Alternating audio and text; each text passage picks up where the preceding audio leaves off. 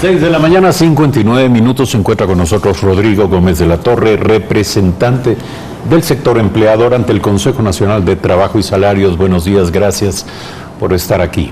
¿Cuáles son las propuestas que propone el sector empleador, que propone el sector de los trabajadores? Sabemos que pide un incremento de alrededor del 12%, entendemos que es así, una cifra cercana a los $50, 46 dólares con centavos. ¿Qué propone el sector empleador? Buenos días. Eduardo, buenos días a todos los televidentes. A ver, yo creo que es importante hacer un poco de historia. En el 2015 el empleo pleno en el Ecuador bordeaba el 46.5% y se planteó en ese año la famosa Ley de Justicia Laboral, ley que complicó, más allá de generar mayores derechos a los trabajadores, frenó la contratación. Se evidencia que para el 2016 el empleo pleno baja al 41.2%. Un año después baja 4 puntos el empleo. Baja casi 5 puntos del empleo pleno. 2017 en el 2016 tuvimos una reunión bastante larga, hicimos una serie de análisis muy positivos. Esperábamos que con la reducción de la confrontación, porque se veía un cambio de gobierno, era inminente un cambio de gobierno, esto iba a cambiar. Pero ya con las cifras del 2016 comenzamos a trabajar ya no en generación de empleo, ya comenzamos a trabajar en buscar el seguro para el desempleo. Qué irónico, ¿no? En vez de estar viendo mecanismos de crear más empleo, estábamos viendo cómo proteger a los desempleados. A ver, ¿cuál fue la evolución de las cifras?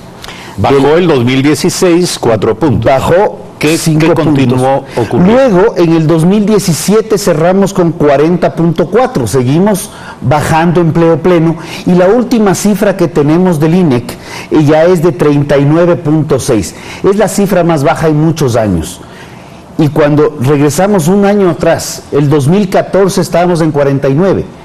En 4 años hemos perdido 10 puntos de empleo pleno. Cerca de 800,000 trabajadores han salido del empleo pleno, primordialmente al subempleo, empleo no adecuado o desempleo. Son temas más del léxico. Ahora, ¿qué tiene que ver esto con el debate de incremento de sueldos? El incremento salarial se lo hace muchas veces basados en cifras y cómo ha subido la inflación o cómo ha bajado la inflación, qué proyecciones tenemos para el siguiente año. Los últimos años hemos sido muy optimistas y hemos esperado que las cosas cambien. Sin embargo, lo que vemos es que se proyectó el año pasado un incremento de $11 y lo que terminó el año es que hay una brecha. Por primera vez en muchísimos años, el ingreso familiar calculado por el INEC está en $720 y el costo de la canasta básica familiar está en $714. Es la primera vez en muchos años que ya ni siquiera las mismas cifras pueden sostener. Actualmente el ingreso sí está por sobre el costo de la canasta. ¿Dice usted que el ingreso de las familias es mayor que el Las cifras del Instituto Ecuatoriano de Estadísticas y Censos así lo determinan. ¿Por qué? Porque se supone, y esto es importante para nuestras audiencias entenderlo, se supone que en el núcleo familiar al menos hay 2 personas con capacidad de trabajar. Es curioso, la apreciación realizada es exacta. El INEC ya sostiene que del núcleo familiar de 4, 2 están en capacidad de trabajar y están con algún tipo de ingreso. A pesar de ello, para llegar al 720 no se consideran 2, se considera solamente 1.6. O sea, uno con empleo completo y otro con un empleo de más o menos, digamos, medio tiempo con yapa.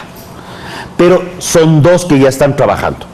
Entonces, vemos una profunda preocupación, otro hecho inédito. Pero si me permite, esto siendo una realidad probablemente afirmada, sustentada en los datos, en las estadísticas, probablemente no corresponde a la realidad de todos los ecuatorianos. Precisamente, lo que nosotros estamos planteando es que tengamos mucha prudencia. A ver, acabamos de ver el caso de la proforma presupuestaria. La proforma presupuestaria estaba en $58 más o menos, ha tenido que ser revisada a 50. Yo me pregunto si es un tema solamente de llegar a acuerdos para defensa de una posición política en un papel. ¿Por qué no pusimos la proforma en 80 y salíamos sin déficit? Ahora, todo lo que usted nos dice se dirige hacia alguna parte. ¿Cuál es el planteamiento en la discusión, en el debate, sobre el incremento de sueldos y salarios para 2019 del sector empleador? El planteamiento, y voy a topar el último tema, el planteamiento del año pasado nuestro fue un incremento de $5, la decisión fue de 11. Qué curioso que esos $6 sean justamente la brecha que tenemos entre ingreso familiar y canasta básica y costo de la canasta básica. Nosotros hemos ido, sí, es una decisión muy difícil, plantearla es más complejo, pero en el momento que estuvimos en el Consejo le planteamos al ministro, al sector de los trabajadores, la situación del país es compleja, han habido temas positivos, la ley de fomento productivo, la vemos con muy buenos ojos, pero ya vamos a los 4 meses y no hay reglamento. Entonces no hay aplicabilidad de la ley. Por ende, lo que planteamos nosotros, y suena feo, puede ser, pero es un 0% de incremento para el año 2019, para ver si sostenemos el empleo, porque al final del día hay que comprender algo. No es el empleador el que paga el salario, es la actividad productiva la que genera el pago del salario. Venimos en un proceso deflacionario y la realidad del país acaba de incrementar nuevamente el día de ayer, anteayer, perdón, el costo país, la calificación de Moody's nos bajó. Ya estamos otra vez por sobre los 800 y pico de puntos básicos. Seamos muy prudentes, puede sonar feo. Y se puede subir salario a mediados de año, lo escuchaba el ministro, pero más bien pensemos en cómo generar más fuentes de empleo, porque podemos subir el salario de los 4 trabajadores o 3.9 trabajadores que tienen empleo, pero al final del día hay más de 6 trabajadores que ya no tienen empleo, que y en mis redes me comentaban y alguien decía, ¿qué es salario básico? O sea, pensemos en las grandes mayorías. Ahora, entre 0 y 12 hay al menos 11 alternativas. Hay posibilidades, hay flexibilidad al respecto. Yo creo que la palabra es adecuada. Necesitamos más flexibilidad para la contratación, para que con base a esa flexibilidad uno pueda contratar de acuerdo a las realidades productivas. Pero plantea usted volver a la tercerización. Tercerización fue mal utilizada, pero los procesos de contratación a través de un tercer rubro no son descartados. De hecho, hemos visto un sinnúmero de temas donde se está aplicando, más allá de que esté dentro de la ley o no. La idea de tener una mayor dinamización laboral es lo que pasó en España y se mejoró el empleo pleno considerablemente. Esto fue en el año 2012. Sí creemos que hay que revisar la sobrerrigidez laboral, que viene siendo uno de los elementos que resta competitividad. El problema es que todas las fórmulas de flexibilización están asociadas a la lamentable idea de la violentación de los derechos de los trabajadores. Creo que también voy a estar de acuerdo a la lamentable idea no necesariamente es un tema pragmático. Muchas veces tener mayor posibilidad de contratación y de desvinculación laboral puede generar un mayor dinamismo del mercado laboral. Hay veces empresas que necesitan personal por 5 meses, por 8 meses, pero pasados los 3 meses ya se complica. Se han creado modalidades contractuales que no acaban de aterrizar a los requerimientos productivos.